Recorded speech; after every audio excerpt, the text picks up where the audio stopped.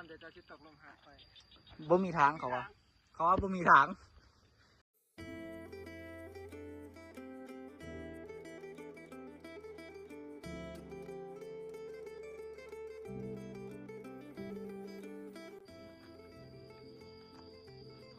ตัดอะไรได้โอ้สวยกูพูดเดียว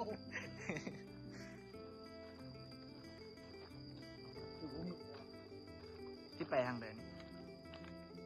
บอกว่าสุดท้ายก็ต้องลงไปทางบรรยากาศธรรมชาติจะมีผู้สาวมาย่างคู่กันที่มีความสุขกว่านี้เนาะม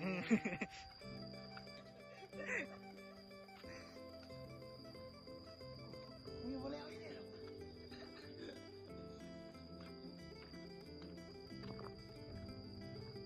เฮ้ยปกติตอนนี้ก็มีคนมากินตลอดบ่มีที่มีให้มาอันนี้เขาทะลึ่งบ่มีแต่เฮามันที่ได้บ่ตำทางไปให้ไปนะ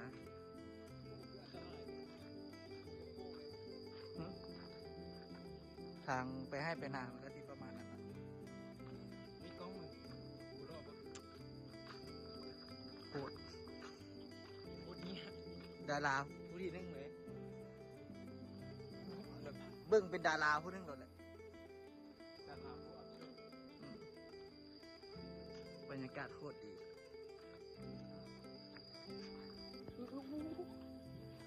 เก็บห้อย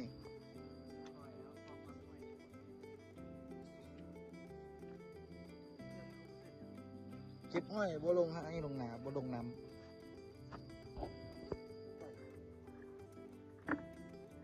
จะได้ว่ากูอันชอบกูได้แต่ก็มาโทษ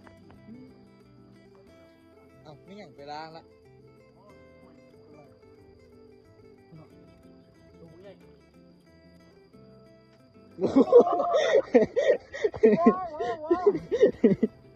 ูเห็นจังสั้นเนาะไปคือเอ็ด มันมีความแค้นในใจ กับเอ็ดผ่านเสร็จละอ่านเล่าไปเรื่อยอ่ะเรียนวิทย์เนี่ยวิทย์เสียคน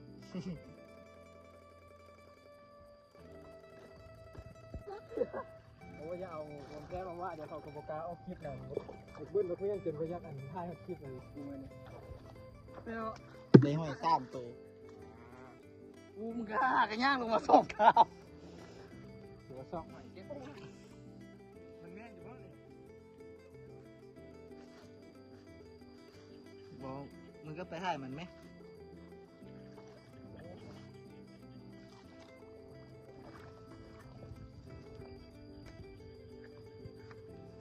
ออกซ่องต้องมีเงินเดือนเด้อพูดเด้อออกซ่องแล้วต้องมีเงินเดือนเด้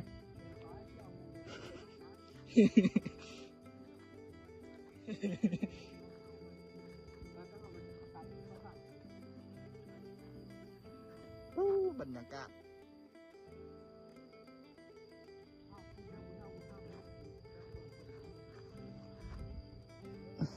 หอยมันตัวง่ายๆ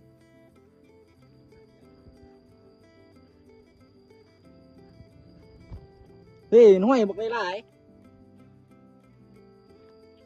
ใหญ่เท่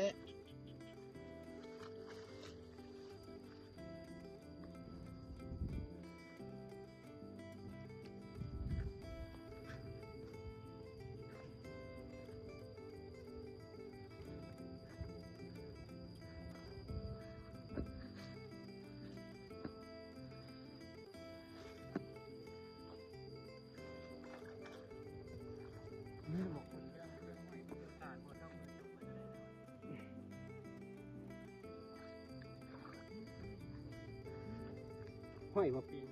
หอย ได้ครับมันโมเมนต์ห้อยโมเมนต์ห้อย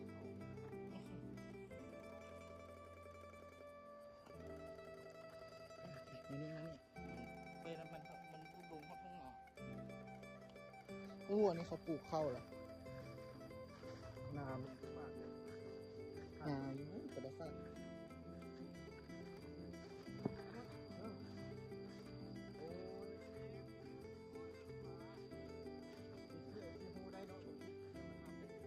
เฮ้ยว่าฮับหอยยอมได้ฮับหอยนี่โอ้เจ็บ บิ๊กครับ โบ่ฮับเด้ โอ้มึงเอาคู่คนตัว เหยียบหอย เฮ้ยพูดมึงเอาคู่คนตัว เพราะว่ามันจืดกันเด้เจ็บได้หลายคือหอย บ่เอา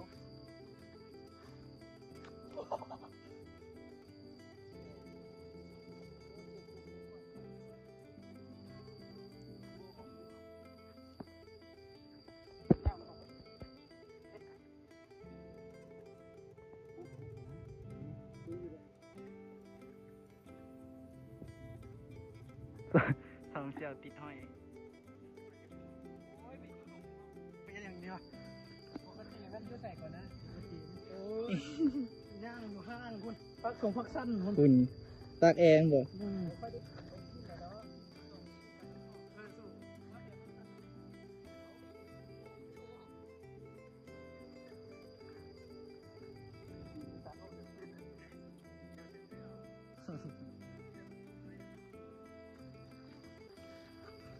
ถ่ายคลิป ฮอนนี่ ถือว่าเป็นบทชีวิตเนาะปกติจะยู่ตื้นนอนขึ้นมาก็ไปกินกาแฟอยู่ห้าง แม่แล้ว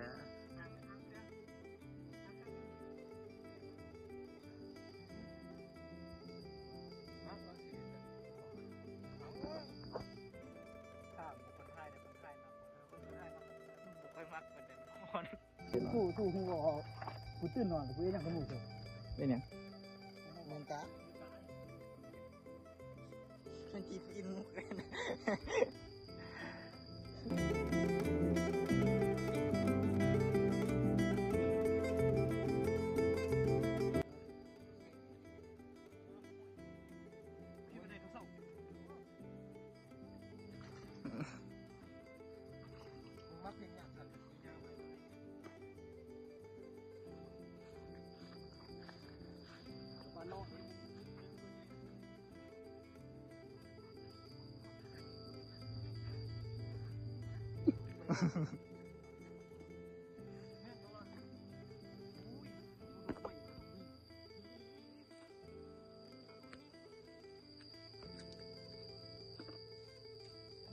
ไปไหมกูจะอยู่ดัง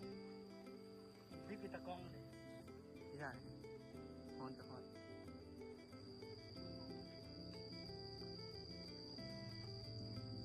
เอาคู่ได้ไหมเ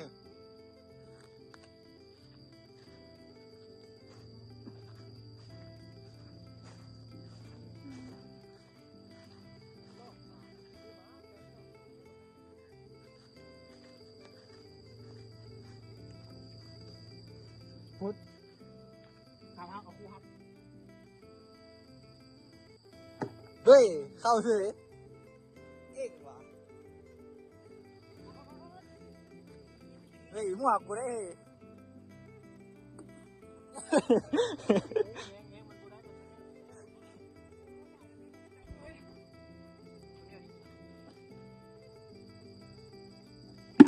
เฮ้ย เก่ง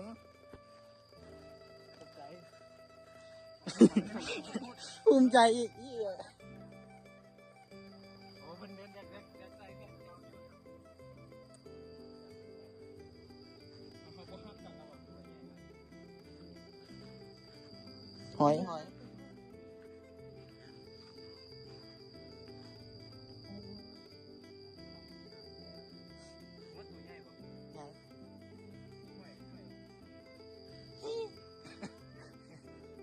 เห็นบ่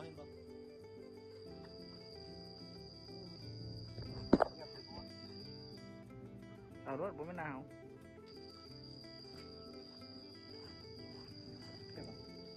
เฮ้ยเฮียนี่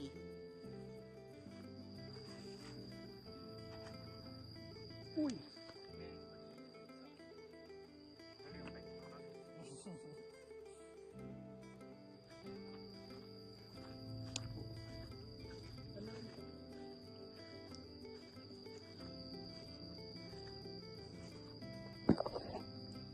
มึงไปยังฮอดพูดนะได้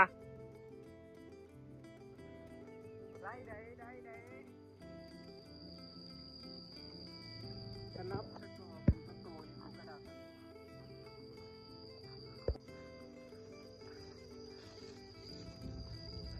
ษ กองสองหน่อยอยู่นำกัน นี้กูงงเลยกูบ่ถ่ายแม่งไปผู้เดียวเฉย แต่ว่าเป็นหยัง สั่งไป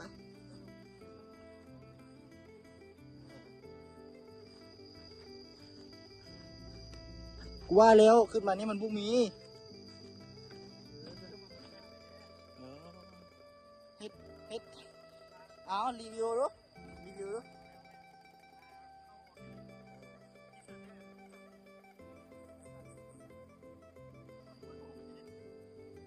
แห้งป่านอยู่ถึงผู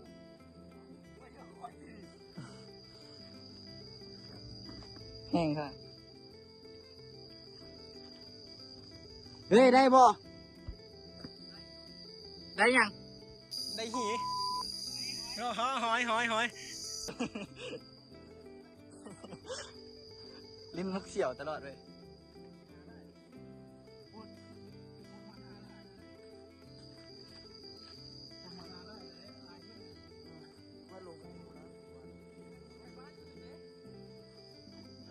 ลงลุ่มคนนั้น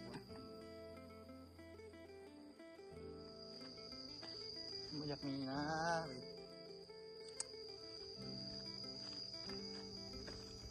เอาผู้สาวมาลำบากนะแม่มานะเอาผู้สาวมาลำบากนะ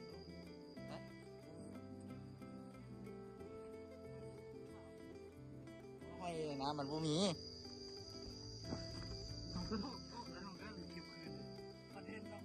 เอาตายเถอะบ่ได้ตีนอันนั้น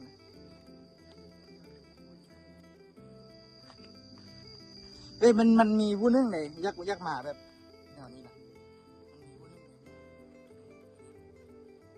เขายักหมาเฮ้ยมึงเป็นเต้าหรือเป็นกระต่ายเป็นเต้าหรือเป็นกระต่ายนา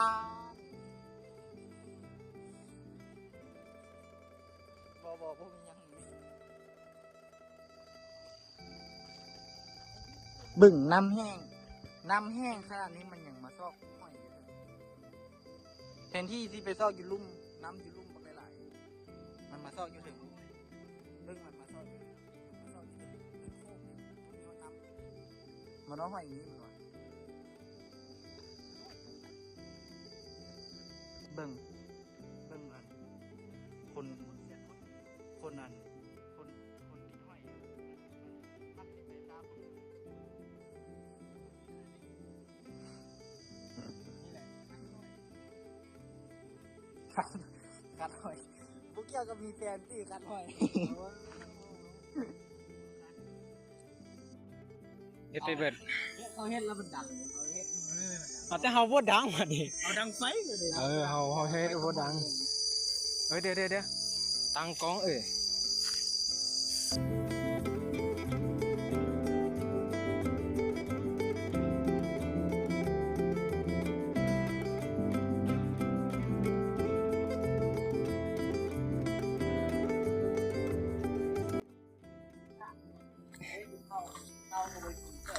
แดงแล้ว กูกินข้าวกูได้กินข้าวครับเดี๋ยวนะ ไม่กินข้าวแสดงเขาจีต้มเจ้าหน่อยเหรอ ต้มหอยก็ได้เฮ้ย ข้าวบรรยากาศ อ้าว ดีกีตาร์ซิว เอาเงินกูอ่ะสรุป ความเอารถลงกูไปงานมันเดี๋ยวเอากูไปทำก็ได้ทีนี้ออกมาเขามาพร้อมกัน เอากูต้องการตัวลำโพง ตู้ลำโพงให้กูลำบากอีกอย่าง เพราะว่ามึงต้องเอามาบอกไอ้กูรู้สึกว่าอีแทนมาโอ้ยากเลยเราจิตจมแล้วเนาะ ดูอย่างยีวี่ล่ะ บอกตู้สุก ไปกันง่ายกูว่า อุ้มเรามา หนักแล้วรู้สึกดี โอ้โหแหละแฟนรถบิ๊ก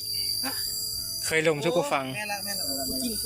กูจิ้นกัน โอ้ยหยุดละ ตอนนั้นข้ามทางว่าใช้ข้ามทางแล้วใช่ การมาแล้วเขา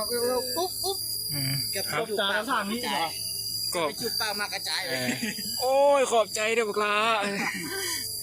จนทอดสมุยนี่ก็ถือว่ายังเป็นสายลุงอยู่ ลุงเบี้ยโว้ลุงบอก12.4ครับ โอ้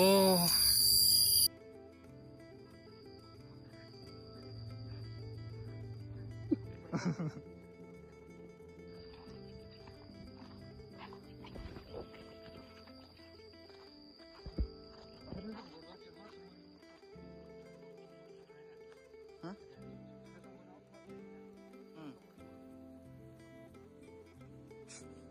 เรศเพื่อประอมขนาด ไม่เจอแล้วเมาเนี่ยแล้วเจ็บปวด เจ้าสวะเจ้าข่อย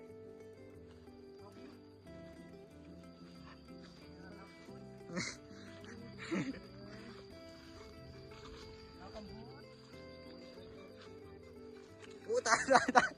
ได้บ่ได้บ่ ไปไป เรื่องกูเมื่อนี้ฮอกเจาะเนี่ย เอาสดนี่เลยตัดขึ้นหน้าคลิปแล้วไปให้เขาจะลุ้น ต้นห้าเดือประจานเอง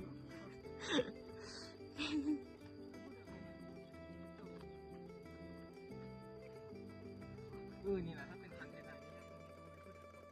เหตุการณ์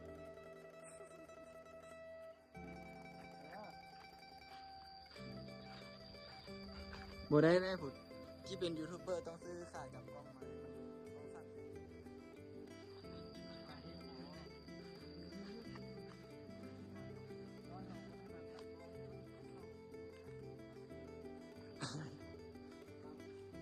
บ่ติด เรื่องหิวกันแต่ โอ้กล้องหัวเว้ย ทีนี้เยอะขนาดนี้ เอ้าเอ๊ะจังได๋แฟนของผู้เจ้าคณะโอ้จับรถ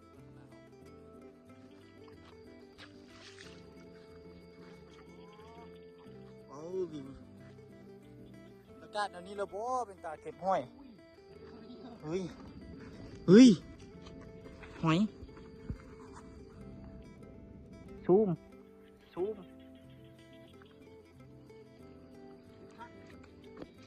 ได้อยู่ล่ะมีแม่นอยู่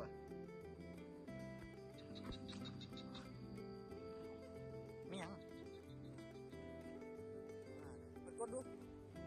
เอาเอ็ดสด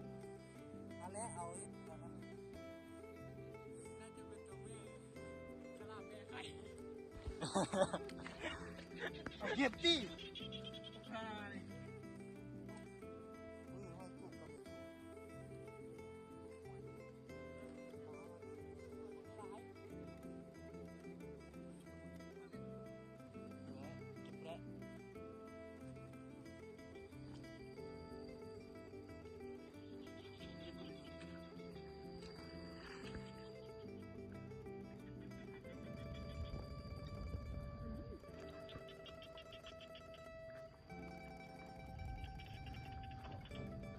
ไม่ไล่ไปพูดเอ็นยังอ่ะฮะโอ้โหน่าจะพูดมันตัวน้อยแล้วพูดได้เรื่องเลยกินบ่เลือกคือมึงเล่นบ่เลือกอ่ะมึงมันว่ามึงกินบ่เลือกข่อยดำก็มักแจ้ง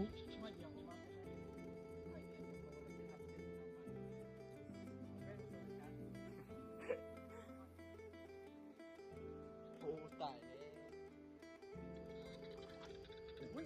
มากินหอยดิบ่แม่นบ่มากินหอยเด็กมากินหอยน้อย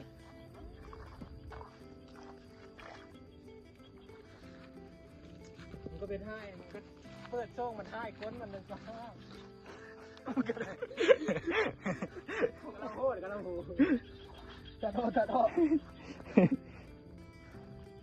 งมาแล้วย่อนเฮาเฮ็ดล็อกเฮาบ่มีตัดเก็บแม่ห้อยบักหลายเอาโอ้กูงูละอันนั่นน่ะแค่ครับตื่นไม่ใช่สาวหัวคำเอามึงยังมาแล้วย่อน เอาเที่ยวห้องนึงเที่ยวห้องนึงน่ะพุดไม่ใช่พุด กูเคยเป็นกูขับ บ้าไม่ยังก็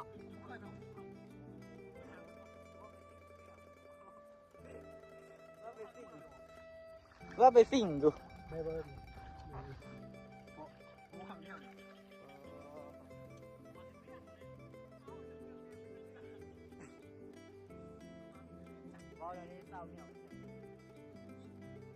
เกาะพุดมิวเนาะ โอ้สุดที่ห้าเรื่องกูเลย สาวมิวเสียใจแล้วอะ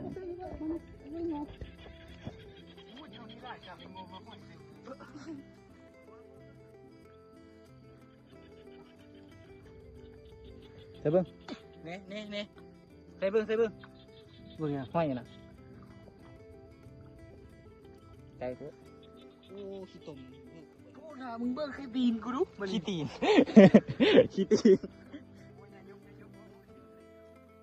คือไปเหยียบหญ้าเพิ่นเอาไว้ให้ ว่าปั่นกันได้ปะ กำลังสิกินหมดเลยเนี่ยนี่เก็บไหมเก็บไว้พวกน้องต้องตั้งใจเด้อเก็บตัวนี้เบิดกัน แล้วกูเป็นตะกร้องจังบ้าง เดี๋ยวเบิ่งหน้าคนตั้งแท้เบิ่งโอ้ตายแต่เบิ่งดูคุณน่ะตั้งใจหากินปานนี้เขายังดิ้นเนาะ ได้ดีเลยนะที่มึงก็ให้มันท่ายมันท่าย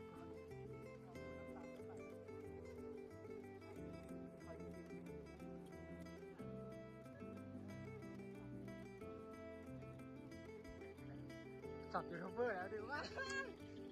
ว่าแบบนี้นะตันเลยครับ ตะเวนกำลังตกดิน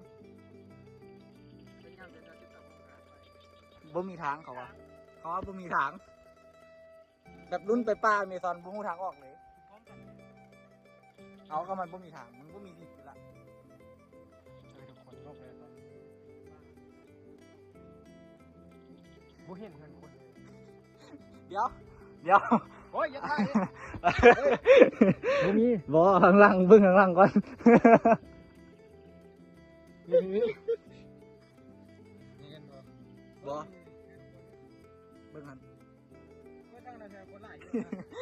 ผมไม่ได้ติดป้าไม่ได้ติดนั่น เป็นหยังติดนี้ ติดหู ติดหยังก็ ตากล้องมากเลย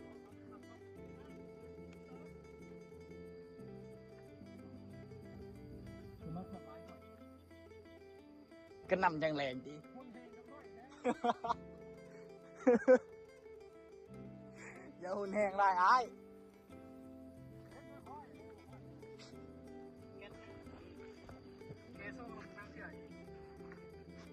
นี่ตากล้องมานี่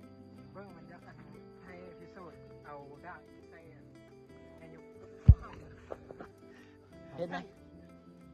โอ้ย เอ้ย แค่ยุบพอทนมดเด็กสายพอเลยผมซึมปลายอะเสี่ยวเกิด